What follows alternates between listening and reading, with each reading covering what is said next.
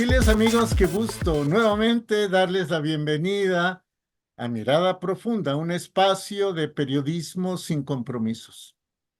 ¿Qué les parece el anuncio dado por el presidente de la República en el sentido de que se apoyará con $110 mensuales a los migrantes que están en México y que deseen reincorporarse a las economías de su país?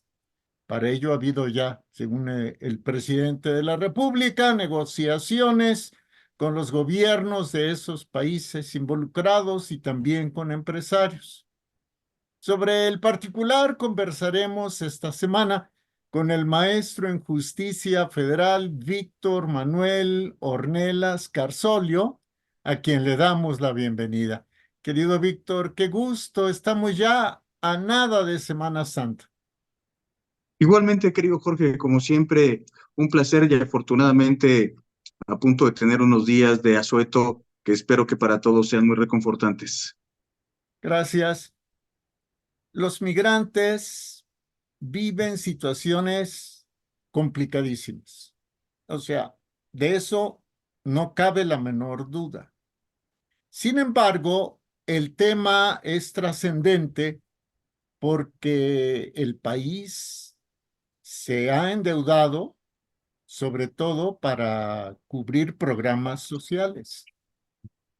Parte de la deuda contratada, supone Jorge Santa Cruz, servirá para ayudar a los migrantes que deseen regresar a sus países. ¿Tú qué piensas? Mira, coincido en algunos aspectos contigo, querido Jorge. Desde luego, el fenómeno de la migración es sumamente doloroso en la mayoría de los casos, justamente por lo que implica, que es abandonar tus raíces, abandonar tu lugar de origen, la mayoría de las veces en circunstancias, digamos, poco favorables o muy inconvenientes, acompañados de mucho dolor, y todo esto es cierto. Normalmente aquellos lugares por los que tienen que atravesar o a donde van a llegar, pues desde luego son ajenos, son vistos con recelo, digamos que incorporarse a esas sociedades es un fenómeno doloroso, complicado. En todo ello hay, desde luego, razón, querido Jorge, pero particularmente llama la atención que esto se dé con algunos gobiernos que no son precisamente democráticos y con los que el gobierno de la República tiene particular cercanía. Y estoy hablando de gobiernos como el venezolano, el nicaragüense o el cubano, entre algunos otros. Y lo censurable, querido Jorge, en estos casos es no el hecho de que se les trate bien o no se les trate bien, porque todos los seres humanos tenemos derecho justamente a que seamos tratados en nuestra dignidad. Lo que es censurable es que habiendo tantas necesidades en el país, que habiendo deficiencias notables, muy dolorosas, estemos destinando miles de millones de pesos a el pago de una ayuda cuando no sabemos exactamente el número de migrantes que hay, cuando no hay un programa estandarizado que nos permita tener certeza de cómo es que se va a gastar ese dinero, de cómo se va a ejercer ese presupuesto, y entonces se abren las suspicacias de un de una probable corrupción. Este ha sido un gobierno particularmente opaco y yo diría particularmente corrupto, además de inepto e incapaz. Las muestras están particularmente en la obra pública, que es justamente la que permite, digamos, de manera más solvente poder realizar estos actos de corrupción. Pero cuando nos hablan de cientos de miles de migrantes a quienes se les va a ayudar, pues no sabemos quiénes son, No sabemos en dónde están, no sabemos cómo se les va a clasificar, cómo se les va a localizar, cuáles serán los instrumentos para hacer todo esto, de qué manera se les entregará el recurso, cómo se podrá comprobar. Y entonces finalmente queda claro, querido Jorge, que será la oportunidad, digamos, perfecta para seguir defraudando al erario público. Y no solamente eso, sino seguir financiando también a gobiernos antidemocráticos, que esta es la parte mucho más censurable, querido Jorge. Coincido contigo, querido Víctor, y la oportunidad también para desviar recursos a las campañas de los candidatos de Morena. Sin duda, puesto que se ha sabido, incluso las fuentes han sido personas que han militado o estado dentro del sistema del régimen, las que han dado a conocer todo esto. Voy a dar un solo nombre, Marcelo Ebrard, y no profundizo más. Pero por el otro lado, querido Víctor, es tratar de agradar a Biden, tratar de facilitarle la reelección a Biden, aunque si va a haber cochupos, trampas, opacidad, etcétera, tal vez les pueda salir el tiro por la culata. El gobierno tiene que ejercer el presupuesto no de manera discrecional. Todos y cada uno de los gastos deben de estar etiquetados. Esto quiere decir que previo a gastarlos, en la ley deben de estar contemplados ya el supuesto al cual se van a aplicar. Y estos, digamos, eventos extraordinarios en los que no existe justamente esta disposición legal a través de la cual se puedan aplicar estos recursos, pues abre la puerta justamente a esto que has dicho y que hemos comentado, querido Jorge. Este es uno de los gobiernos más corruptos, en el que no han encontrado llenadera.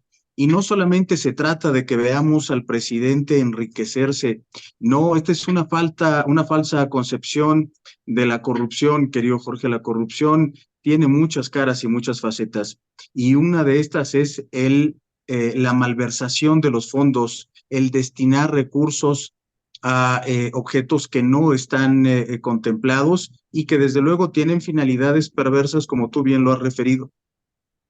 Y finalmente, querido Víctor, si de veras tienen una vocación humanista, ellos presumen de un humanismo mexicano que solamente pues, se puede mencionar entre comillas, deberían comenzar por tratar correctamente a cada una, a cada uno de los migrantes.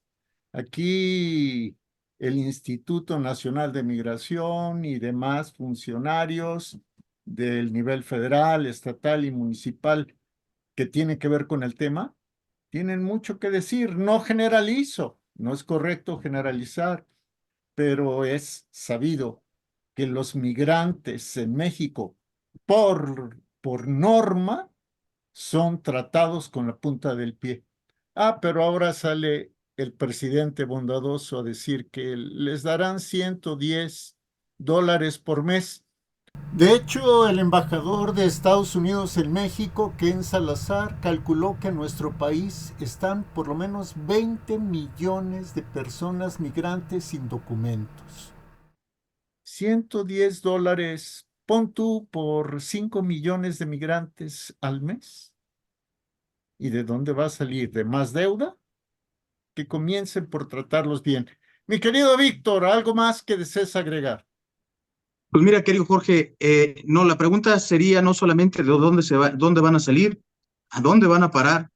Esa es una pregunta muy interesante, porque yo estoy seguro que después de de unos meses, unas semanas, se podrá hacer un ejercicio de entrevistar a diversos migrantes, a ver si efectivamente a ellos les han estado entregando esta cantidad, como en muchos otros casos en los que sabemos pues que hay personas que han fallecido a las que todavía se les entregan supuestamente recursos.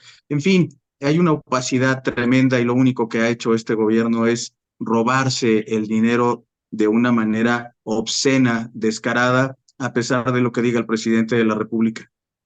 Antes de morir, quien fue secretario de Hacienda del presidente López Obrador, el primer secretario de Hacienda, Carlos Ursúa, hablaba de 600,000 cuentas fantasmas de ayuda a los ancianos, a las personas de la tercera edad.